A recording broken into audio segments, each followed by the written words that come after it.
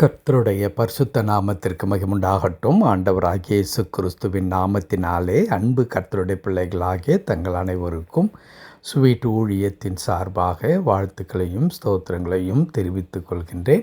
ஆதியாகமத்தின் புத்தகம் 50ஆம் அதிகாரம் 20வது வசனம். ஆதியாகமம் 50ஆம் அதிகாரம் வசனம் 20. நீங்கள் எனக்கு தீமை செய்ய நினைத்தீர்கள், தேவனோ அதை நன்மையாக முடிய பண்ணினார். நீங்கள் எனக்கு தீமை செய்ய நினைத்தீர்கள், தேவனோ அதை நன்மையாக முடிய பண்ணினார். அன்பு கர்த்தருடைய பிள்ளைகளே, யோசேப்பின் வாழ்க்கையை நாம் அதிகமாக வாசித்திருப்போம். யோசேப்பு கடவுளால் எப்படி தெரிந்து கொள்ளப்பட்ட ஒரு மனிதனாக இருந்தார். அவர் சகோதரிடத்தில் எப்படிப்பட்டதான எதிர்ப்பை சம்பாதித்திருந்தார். அதற்கு பிறகு அதன் விளைவாக என்ன நிகழ்ந்தது.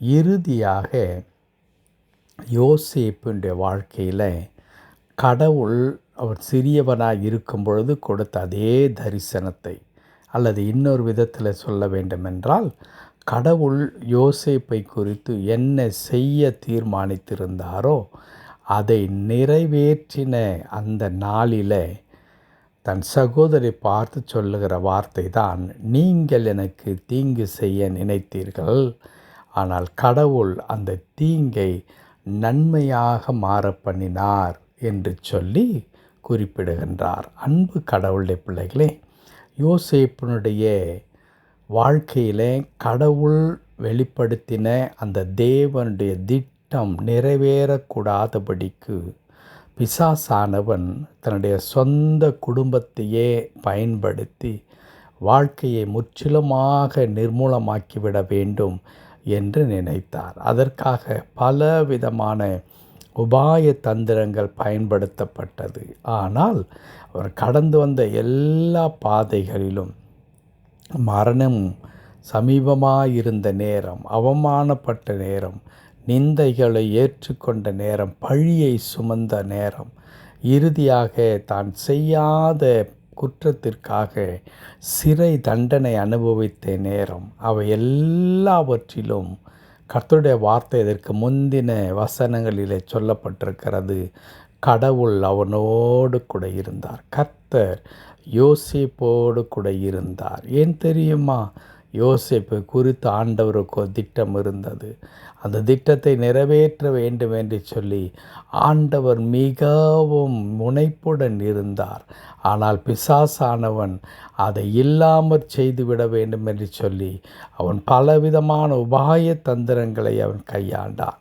ஆனால் இறுதியாக என் அன்பு கடவுளுடைய பிள்ளைகளே, யோசேப்பு சொல்லுகிறார் தன் சகோதரை பார்த்து, நீங்கள் எனக்கு தீமை செய்ய நினைத்தீர்கள், தேவனோ அதை நன்மையாக முடிய பண்ணினார். உண்மையாகவே கடவுளுடைய பரிசுத்த நாமம் மகிமைப்படுவதாக. நம்முடைய கடவுள் எவ்வளோ அற்புதமான கடவுள். மனிதர்கள் நமக்கு தீங்கு செய்யும் பொழுது, மனிதர்கள் நம்மை நிர்மூலமாக்கிவிட நினைக்கும் பொழுது, மனிதர்கள் நம்மை ஒட்டுமொத்தமாக ஒழித்து விட வேண்டும் என்று சொல்லி அதற்காக பலவிதமான நூதன காரியங்களை அவர்கள் கையாளும் பொழுது கடவுள் என்ன செய்கிறார்? அதே காரியங்களை ஆண்டவர் நன்மையாக மாற பண்ணுகிறவராக இருக்கிறார். நன்மையாக முடிய பண்ணுகின்ற கடவுளாக இருக்கின்றார்.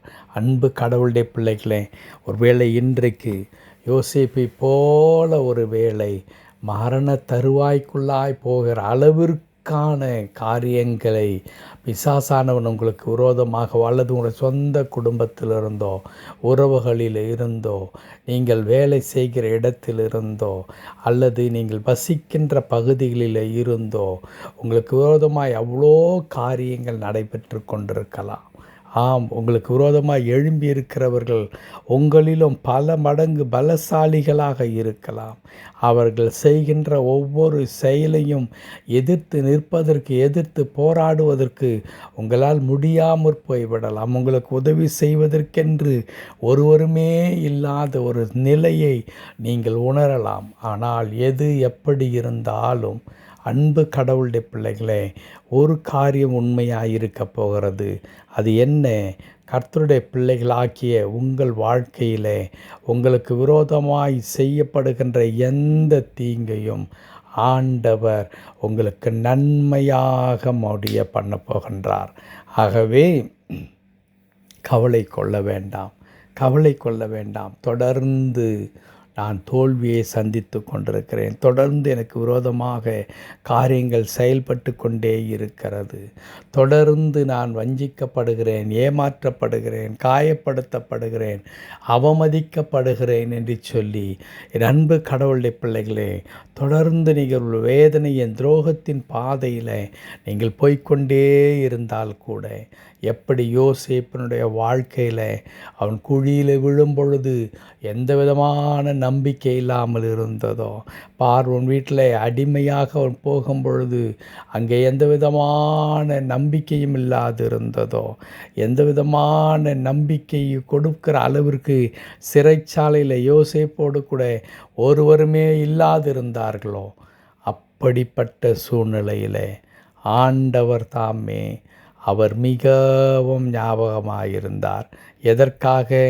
தாம் யோசேப்பின் வாழ்க்கையில் செய்ய நினைத்த காரியத்தை செய்து முடிப்பதற்காக. அதே வண்ணமாகத்தான் இன்றைக்கு நம்முடைய வாழ்க்கையில் கூட ஆண்டவர் எல்லா நேரத்திலும் போதுமானவராக அவர் இருக்கிறார்.